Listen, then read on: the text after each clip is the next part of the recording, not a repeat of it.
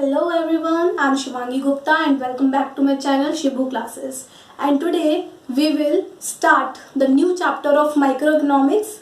Chapter's name is Concepts of Cost. इससे पहले हमने जो है प्रोडक्शन फंक्शन पढ़ा था. प्रोडक्शन फंक्शन में हमने देखा था कि एक प्रोड्यूसर किसी भी अगर चीज को प्रोड्यूस करना चाहता है तो उसके लिए उसे कैसे एक जर्नी से गुजरना पड़ता है. उसको हमने इसमें total product, average product, marginal product ये सब भी समझा था और फिर हमने मार्जिनल प्रोडक्ट और टोटल प्रोडक्ट का रिलेशन भी समझा था. अब देखिए, लेकिन उस चैप्टर में एक बात थी कि उस चैप्टर में हमने जो भी बात की थी वो प्रोडक्शन के बिहाफ पे की थी. हम अगर कोई भी चीज़ उसमें यूज़ कर रहे थे, फॉर एग्जांपल अगर आप जो है शुगर की मिल है आपकी, आप शुगर प्रोड्यूस करते हो तो शुगर को तो किलोग्राम में मेजर किया जाता है. ओके, तो वहां पर जो कोई भी जो प्रोडक्ट हम बना रहे हैं उसकी जो रियल यूनिट थी हम वो लेके चल रहे थे, उसकी कॉस्ट नहीं लेके चल रहे थे, उसमें कोई वैल्यू इंक्लूड नहीं थी. ठीक है, मतलब हम उसकी कॉस्ट पे ध्यान नहीं दे रहे थे कि उसके इनपुट्स कितने के आए या फिर उसके लेबरर्स की वेजेस कितनी हैं, इस पे हमने ध्यान नहीं दिया था. ओके, हमने सिर्फ और सिर्फ रियल क्वांटिटी पे ध्यान दिया था. बट आज का जो चैप्टर है, चैप्टर का नाम ही है कॉन्सेप्ट्स ऑफ कॉस्ट. तो इसमें हम बात उसी प्रोड्यूसर की करेंगे. ठीक है, अब वो क्वांटिटी नहीं लेके चलेगा, अब जो भी वो चीजें खरीदेगा, जो भी प्रोडक्शन के दौरान चीजें यूज होंगी, हम उनकी कॉस्ट की बात करेंगे. Okay, so let's start it. देखिए, इस चैप्टर को स्टार्ट करने से पहले हम देख लेते हैं कॉस्ट होती क्या है. कॉस्ट हिंदी में कहते हैं लागत. लागत यानी कि ये वो कॉस्ट है जब आप अपना बिजनेस शुरू करते हैं. मान लीजिए आपने शुरू किया है तो आप लैंड परचेज करोगे, मशीन्स परचेज करोगे, रॉ मटेरियल परचेज करोगे, लेबरर्स को हायर करोगे. इन सब में जो आपकी कॉस्ट लगेगी, कॉस्ट तो लगेगी. ओके, तो उसकी ही बात की जा रही है. देखिए, cost refers to the expenditure. ये एक तरह का क्या है, एक्सपेंडिचर है, खर्चा. किसके लिए? प्रोड्यूसर के लिए. Okay, incurred by a producer on the factor as well as non factor inputs for a given output of a commodity. देखिए, इसमें क्या कर रहा है प्रोड्यूसर? एक्सपेंडिचर कर रहा है, खर्चा कर रहा है. किस पर खर्चा कर रहा है? उन चीजों पर खर्चा कर रहा है, उन इनपुट्स पे खर्चा कर रहा है जिसका यूज वो आगे अपना कोई ना कोई कमोडिटी को प्रोड्यूस करने में करने वाला है. ठीक है, फॉर एग्जाम्पल अगर एक बिस्किट बनाने वाली फैक्ट्री है, ओके, उस फैक्ट्री में जितनी भी चीजें लगी हुई है उनकी कुछ ना कुछ कॉस्ट होगी. ओके, रॉ मटेरियल की भी कॉस्ट होती है, वहां जो लेबरर्स काम कर रहे हैं वो भी कोई ना कोई वेज ले रहे होंगे. तो ये सब क्या है? ये सब चीजें प्रोड्यूसर के लिए खर्चा है. ओके, जो उसे करना ही पड़ता है. ठीक है, तो ये एक तरह का एक्सपेंडिचर है जो प्रोड्यूसर कर रहा है. किस किस पे कर रहा है? Factor as well as non factor inputs. Inputs लगाएगा अपने बिजनेस में तभी तो वो काम करेगा आगे. इनपुट्स लगाएगा, प्रोसेसिंग होगी, तभी कोई ना कोई आउटपुट मिलेगा. अभी इनपुट यहाँ पे दो तरह के हैं, फैक्टर और नॉन फैक्टर इनपुट्स. इनमें क्या फर्क है वो देख लेते हैं. देखिए, जो फैक्टर इनपुट्स है वो क्या है, इसमें आ जाते हैं हमारे लैंड, लेबर, कैपिटल और बहुत सी चीजें. ठीक है, नॉन फैक्टर इनपुट्स में क्या आएगा? सिर्फ और सिर्फ रॉ मटेरियल आएगा.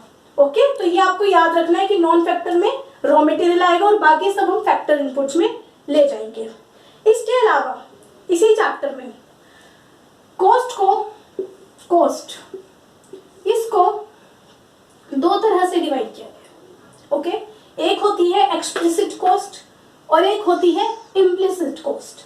एक्सप्लिसिट कॉस्ट को हिंदी में हम स्पष्ट लागत भी कहते हैं. स्पष्ट मतलब जो स्पष्ट रूप से दिखाई दे, जो होती हुई दिखाई दे रही है. और second type of cost is implicit cost. Implicit cost means निहित लागत, ऐसी लागत जो लग तो रही है पर दिखाई नहीं दे रही. अब आप सोचोगे ये ऐसी कौन सी लागतें होती हैं, ऐसी कौन सी कॉस्ट है, ऐसा कौन सा खर्चा प्रोड्यूसर ने कर दिया जो एक टाइप का तो दिखाई दे रहा है, दूसरा छुमंतर हो गया. ठीक है, अब ये तो कोई घोस्ट तो है नहीं जो ऐसे छुमंतर हो जाएगा. तो देखिए क्या है एक्सप्लिसिट कॉस्ट. एक्सप्लिसिट कॉस्ट में अब देखिए, अगर मैं एक प्रोड्यूसर हूँ, ठीक है, तो मुझे क्या है, सबसे पहले एक लैंड चाहिए. ओके, मशीन्स चाहिए और जो भी मतलब रॉ मटेरियल्स वगैरह कुछ भी चाहिए. उसके लिए मैं मार्केट गई, पहले तो मैंने लैंड खरीदी, फिर मैंने मशीन खरीदी और फिर मैंने रॉ मटेरियल्स परचेज किए, लेबरर्स को हायर किया और उन सबको मैंने एक पेमेंट करी कि लीजिए ये आपके पैसे. ओके, अब यहाँ पर क्या है, मैंने एक तरह से इनपुट्स खरीदे और बदले में पैसे दिए. ओके, स्पष्ट है, ये दिखाई दे रहा है, पता चल रहा है कि हमने जो चीज खरीदी है उसके बदले पैसे दे रहे हैं, प्रोड्यूसर ने जो जो इनपुट्स खरीदे हैं उसके बदले वो पेमेंट कर रहा है, तो ऐसी कॉस्ट को कहते हैं एक्सप्लिसिट कॉस्ट। तो फिर इम्प्लिसिट कॉस्ट क्या है? अब सपोज करो again I am a producer, okay, इस बार मैंने सोचा कि यार ऐसा करते हैं ना, लैंड खरीदने की क्या जरूरत है, हमारे पास एक लैंड पड़ी है जो खाली पड़ी है, उस पर हम रहते भी नहीं है, कोई काम भी नहीं करते, तो एक काम करते हैं हम अपने घर की ही लैंड को यूज कर लेते हैं। दूसरी चीज फिर मैंने कहा अच्छा ठीक है, एक काम करते हैं, लेबरर्स को हायर करने की क्या जरूरत है, मेरे घर के लोगों को ही बिस्किट्स बहुत अच्छे बनाने आते हैं, तो मेरे घर के लोग ही बिस्किट्स बना देंगे। उस केस में मैं घर के लोगों को पेमेंट नहीं करूंगी, उसी केस में मैं लैंड के लिए कोई पेमेंट नहीं करूंगी, लेकिन कॉस्ट तो उसकी भी लगी रही है। कैसे कॉस्ट लग रही है? देखिए, अगर आप अपने घर के लोगों को काम पर नहीं रखते तो आपको बाहर से लेबरर्स को हायर करना पड़ता, और बाहर से अगर आप लेबरर्स को हायर करते तो आपको वेजेस देनी ही पड़ती। ओके, अब वो वेजेस आपको देनी नहीं पड़ रही, लेकिन आपके घर वाले जो आपके काम में लगे हुए हैं वो भी तो कुछ ना कुछ छोड़कर, यानी कि कह सकते हैं कि वो अपना टाइम दे रहे हैं वहां पर। ओके, अब वो कॉस्ट जो है एक अमाउंट में नहीं दिखाई दे रही है, ऐसे नहीं दिखाई दे रहा है कि मैं उनको पेमेंट कर रही हूँ, पर कहीं ना कहीं जो उनका टाइम का इन्वेस्टमेंट है वो एक तरह की कॉस्ट है। दूसरी चीज, जो मेरी लैंड खाली पड़ी थी, ओके, मैंने उस पे क्या किया, अपना बिजनेस सेट कर लिया, लेकिन अगर मैं कहीं से लैंड खरीदती तो मुझे पेमेंट करनी पड़ती, अभी नहीं करनी पड़ी। अब दूसरी चीज ये देखो, ठीक है मुझे पेमेंट तो नहीं करनी पड़ी, लेकिन वही लैंड उसको मैं रेंट पे किसी और को दे सकती थी तो मेरे पास रेंट आता, लेकिन अगर उस लैंड को मैं खुद यूज कर रही हूँ तो मैं खुद को खुद ही थोड़ी ना रेंट दूंगी। ओके, तो उस केस में मेरा रेंट चला गया, मतलब अगर वही लैंड मैं किसी और को देती तो वहां से मुझे रेंट मिलता, सॉरी वही लैंड में किसी और को देती तो वहां से मुझे रेंट मिलता। ओके, बट अभी नहीं मिल रहा, तो यहाँ पर भी मेरी कॉस्ट लग रही है जो दिखाई नहीं दे रही है, पर हाँ उसका फर्क मेरी जेब पे जरूर पड़ेगा, ठीक है, डायरेक्टली नहीं तो इनडायरेक्टली। ओके, सो उसको कहते हैं इम्प्लिसिट कॉस्ट। नीचे इसके एग्जांपल मैंने लिखे हैं एक्सप्लिसिट कॉस्ट के, wages of labourers, rent of building जो आपको पे करना पड़ रहा है, और इम्प्लिसिट कॉस्ट ऑन लैंड, आपकी खुद की land, service of house members की ही सर्विस आप ले रहे हो, ठीक है। तो इस तरह से हमने देखा ये कॉस्ट होगी। अब एक और बात, तो फिर टोटल कॉस्ट क्या है?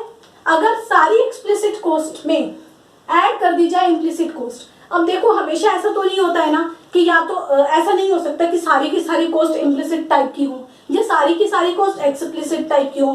कुछ कॉस्ट एक्सप्लिसिट होती है, यानी कुछ चीजें आपको खरीदनी पड़ती है, पेमेंट करनी पड़ती है, और कुछ चीजें आपके घर में अवेलेबल होती है। ओके, दोनों को मिलाकर ही तो आपकी टोटल कॉस्ट होती है, लाइक दोनों को मिलाकर ही तो फिर आगे आप काम करना शुरू करते हो।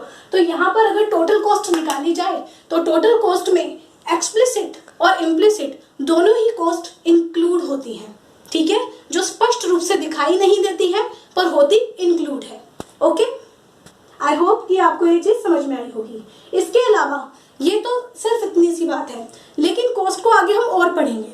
ओके, अब हम जानेंगे, देखिए जैसे हमने उस चैप्टर में शॉर्ट रन और लॉन्ग रन की बात की थी ना, इस चैप्टर में भी हम शॉर्ट रन और लॉन्ग रन की बात करेंगे। अब देखिए हमने जो भी पढ़ा एक्सप्लिसिट कॉस्ट और इम्प्लिसिट कॉस्ट, इसके अलावा और दो तरह की कॉस्ट है जो आपके सिलेबस में गिवन है, वो भी हम देख लेते हैं एक बार, सेलिंग कॉस्ट और प्रोडक्शन कॉस्ट। ओके, देखिए मेन हमारा टॉपिक इसके बाद स्टार्ट होगा, लेकिन एक बार आप देख लीजिए।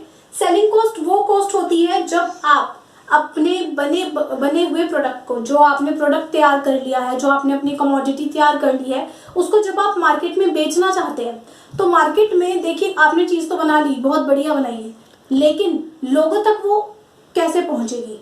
ठीक है, अब लोगों को खुद ही तो सपने नहीं आएंगे ना कि भाई उसने अच्छा प्रोडक्ट बनाया जाके खरीद लो। आपको क्या करना पड़ेगा, उसकी थोड़ी मार्केटिंग करनी पड़ेगी, ठीक है, उसको बेचने के लिए कुछ ना कुछ करना पड़ेगा। अब बेचने के लिए आप क्या कर सकते हैं, उसका ऐड कर सकते हैं, ओके, या फिर उसको उसके सैंपल्स लोगों में बांट सकते हैं। ओके, तो यहाँ पर अगर आप अपने प्रोडक्ट का ऐड करते हैं तो वो कहा जाएगा एडवर्टीजमेंट कॉस्ट, और अगर आप उसको सैंपल्स की तरह डिस्ट्रीब्यूट करते हैं या फिर आप और कोई तरीका है जिसके लिए आप मतलब जिसके थ्रू आप अपने प्रोडक्ट को फेमस बनाना चाहते हैं, लोगों तक पहुंचाना चाहते हैं, उनको कहा जाता है सेलिंग कॉस्ट। ओके, और सेलिंग कॉस्ट भी बहुत इंपॉर्टेंट होती है, क्योंकि प्रोडक्ट बन तो गया पर उसको बेचना भी उतना ही इंपॉर्टेंट है। अगर बिकेगा नहीं तो फिर बनाने का क्या फायदा। तो इसीलिए सेलिंग कॉस्ट को भी ध्यान में रखना पड़ता है। Second type of cost is production cost. अभी अभी जो हम पढ़कर आए हैं, एक्सप्लिसिट कॉस्ट और इम्प्लिसिट कॉस्ट, यानी इन दोनों का सम ही क्या होता है, प्रोडक्शन कॉस्ट। पहले प्रोडक्शन कॉस्ट आती है आपके सामने जब आपका प्रोडक्ट तैयार हो जाता है, उसके बाद सेलिंग कॉस्ट आपको बियर करनी पड़ती है।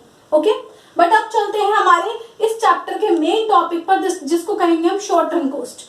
देखिए ये जो वर्ड है ना शॉर्ट रन, ओके, ये वर्ड आपका प्रीवियस चैप्टर में भी था। Short run production function and long run production function, जिसमें हमने बात की थी शॉर्ट रन प्रोडक्शन फंक्शन की।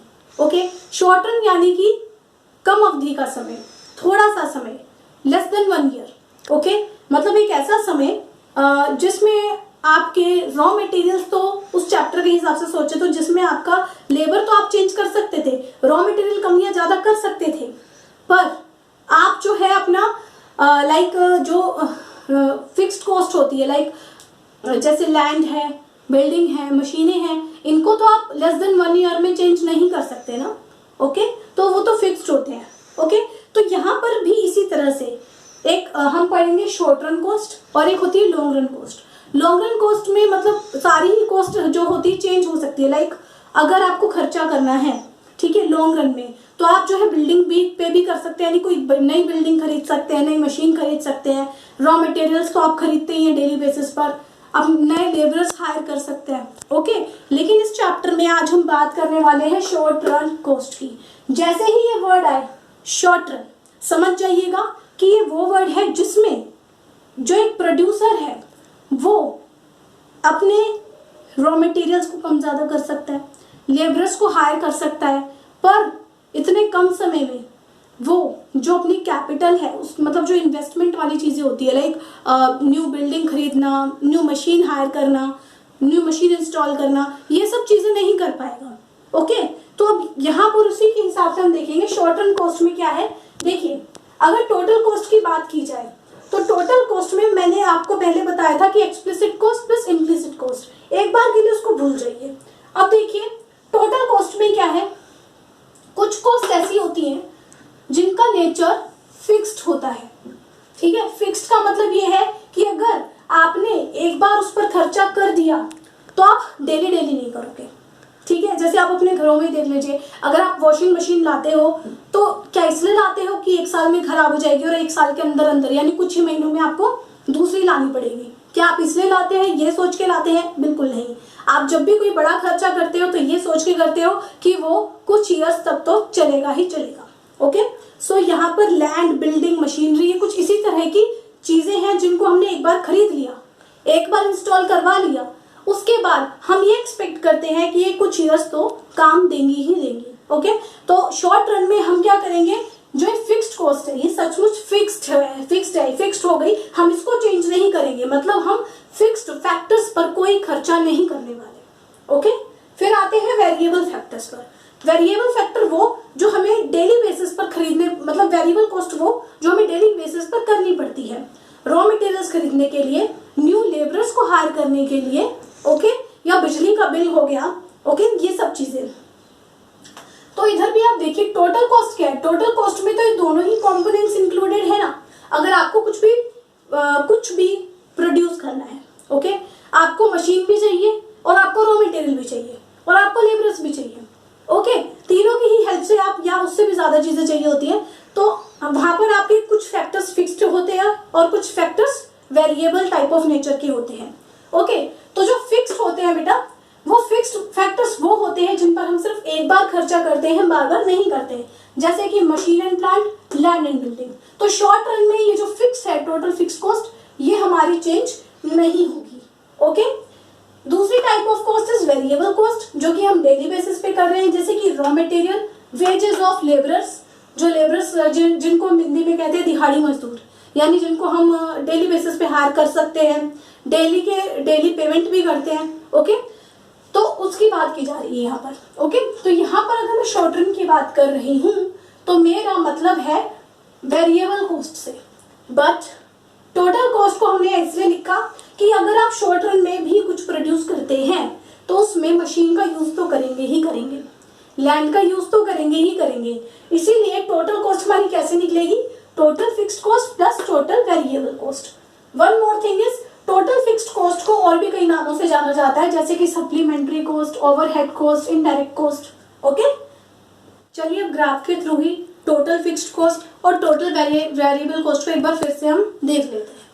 देखिए यहाँ पर मैंने एक एग्जांपल लिया है, जैसे कि ये क्वांटिटी ऑफ एक्स है, हमने अगर एक्स प्रोडक्ट को प्रोड्यूस करना है, एक्स कमोडिटी हम प्रोड्यूस करने जा रहे हैं, तो उसकी ये यूनिट्स है। ओके, जैसे कि फर्स्ट देखिए, अभी तक हमने कुछ भी प्रोड्यूस नहीं किया, जीरो, कोई प्रोडक्शन नहीं है, पर फिर भी टोटल फिक्स्ड कॉस्ट क्या है, 20।